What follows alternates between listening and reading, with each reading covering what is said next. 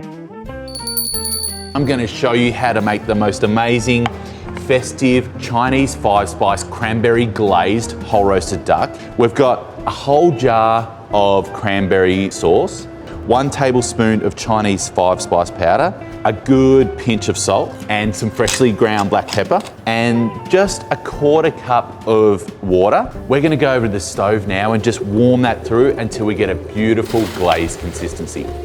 I absolutely love fennel, and I just want to chop this into just nice wedges. Then we've got some beautiful pears, cutting these into wedges as well. I'm just going to season our pear and fennel a little bit. All right, now we bring back our beautiful 5-spice cranberry glaze.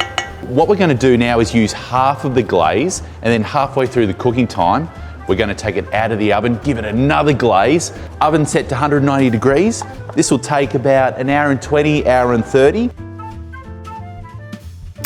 Now it's beginning to look a lot like Christmas. That skin has just become sticky and caramelized and luscious. Duck, yeah! My Chinese 5-spice cranberry whole roasted duck. You pop this on your dinner table for your family and friends, and you will be an absolute hero. Give it a quack.